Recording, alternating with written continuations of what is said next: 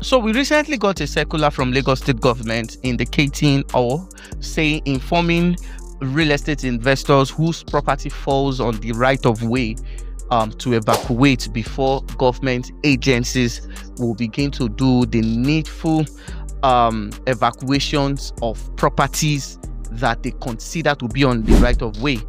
And the need for this enforcement of this law was due to the fact that it was also said that government will also begin further road construction, and of course the real construction that will be coming all the way from the Admiralty down to the Epe T Junction. And a lot of people have been asking me what exactly is the consequences of this recent memo, and what should real estate investors expect, more importantly if you have properties within this setback.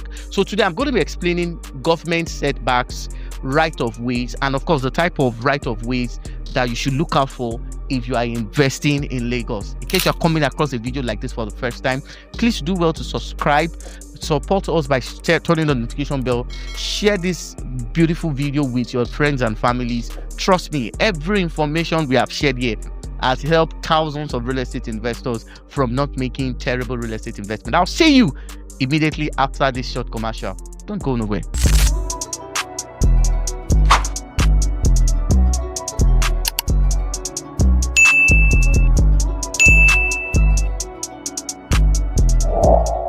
So reacting to this particular circular, a lot of people have been worried, and this obviously is not to create unnecessary panic, but just to open your eyes to some of the basic regulations that you must understand if you are investing in Lagos. Now, Lagos, Nigeria is said to be one of the topmost destination for real estate investor because of its population, because of urbanization, and of course because Lagos State is also contributing largely to the GDP of the nation's economy.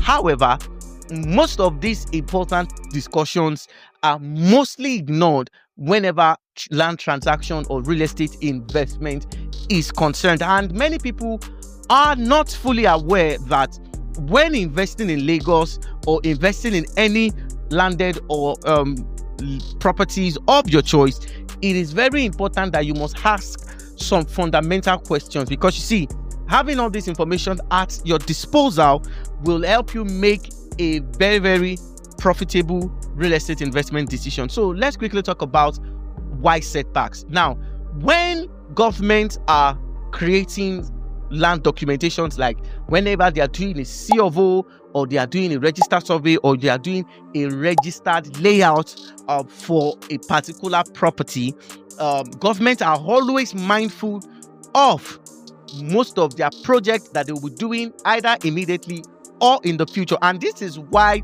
government also endeavor to enmark some places for setbacks. Setbacks basically are the lands or portions of lands that are marked in a plan that government intends to do either any form of construction in the future.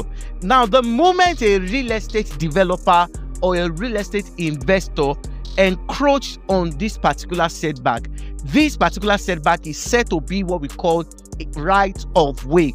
Now, if you have been following closely the ongoing construction of the Lagos Calabar Coastal Road, some properties fell inside the right of way.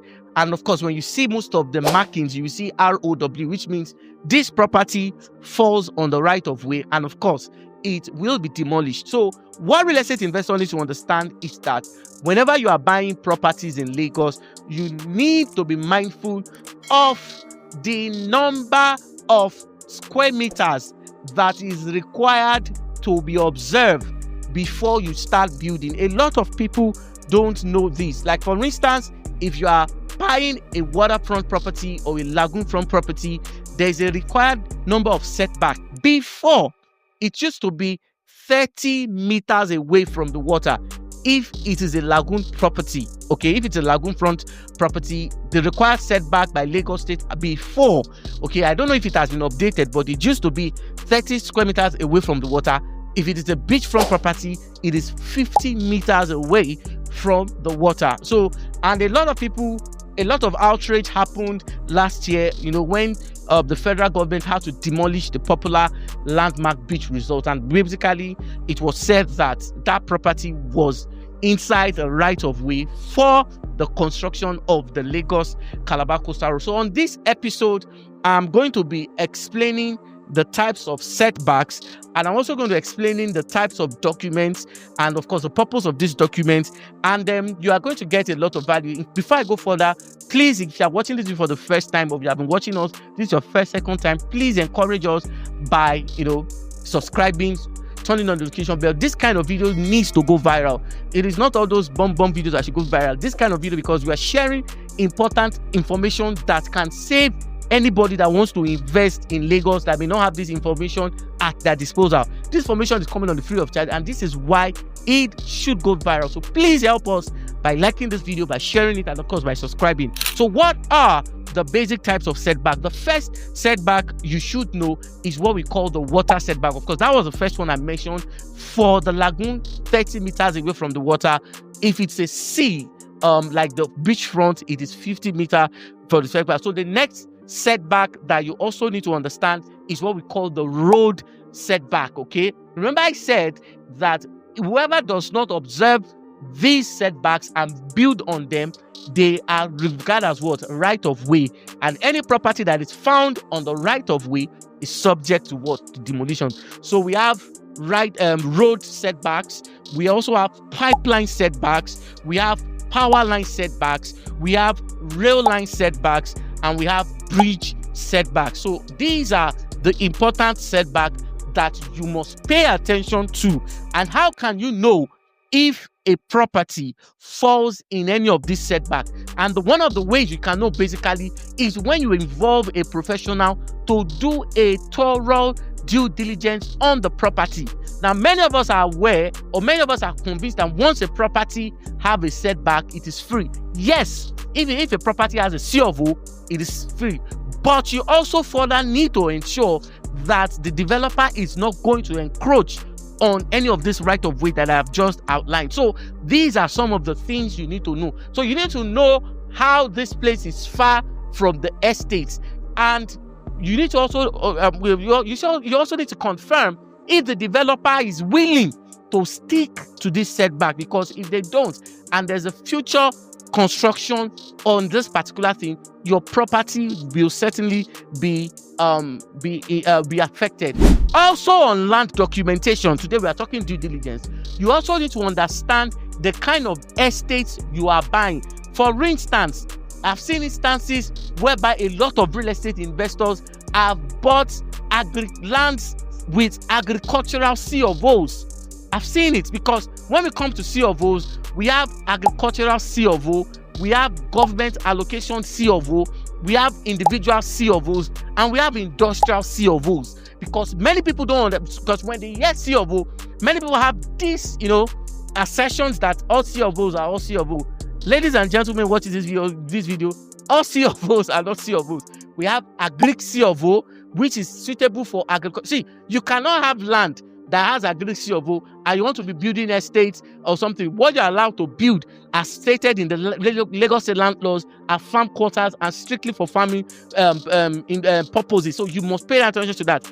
In addition to that, we have government allocated C of O's. These are the mostly newly used C of O's in the Ibeju Lekki, the Berekodo, and of course the Lekki International Airport. Okay, then we also have individual C of O's. Okay, we have people's, and we also have industrial C of O's. So you need to be sure of the type of C of O's you are buying. Then if you're not buying a government allocation, now one of the things we also discovered recently basically is that for every government allocation you are buying, the government allocation that government is giving are certain, or they are stated to serve some particular use. In other words, you cannot, there are some government C of O's, government allocations that Lagos State government says use it for residential. There are some government allocations that say use this for economic reasons. There are some government, so you need to state what that C of O is meant to be used for, as it is stated in the document. Now, a lot of people are always carried that it's government allocation, but what does the allocation state?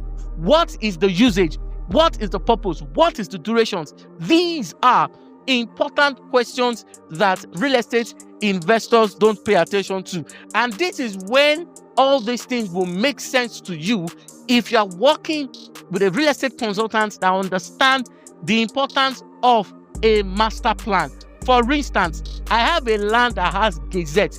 What kind of gazette do we have on that land? Now, let me also say this very quickly. Now, when government gives you a land title, like excisions, like gazette, I've said it before. Before a gazette is given, a gazette is not given to a real estate developer, neither is it given to private individuals.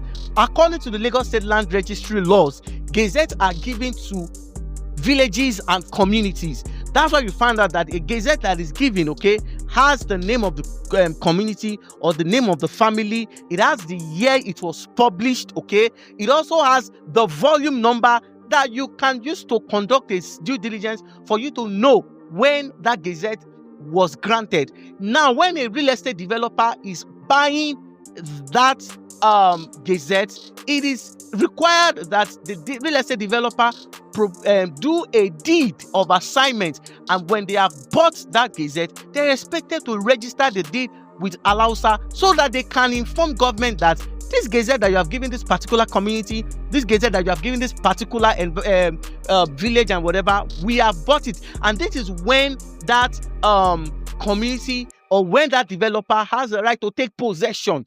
Now, for the fact that it has land gazette, you have to go further. Now, when it is when government now signs that deed of assignment, a contract that is between the community that sold and the developer that bought, that signed deed automatically becomes a governor's consent. So when the governor's consent is now granted, that is when government is aware that you have bought, and this is where the right of that property has been transferred from the community that has bought to the developer that just bought. And these are some of the important due diligence that every real estate investor needs to ascertain. But because of the fact that many people don't pay attention to some of these things, this is why they are very important. So going forward, if you are investing in Lagos, you need to work with a realtor that has a surveyor that can help them contact or consult the master plan, so that you will not be buying an investment that is on the right of way, so that you will not be buying a property that is not specifically stated on the master plan. All these things will put you in a situation whereby you can make an informed decision as a real estate developer. Going forward, investing in Ibeju Lekki is one of the best investment decisions anybody can take. And for us to avoid being affected by some, because you see, the coastal road is one project, the Lekki International Airport is another project, the regional road construction, it has not even started, but it's in the plan, and anytime it will start. Now, with all these projects, this is a clear indicator that government is interested in that location.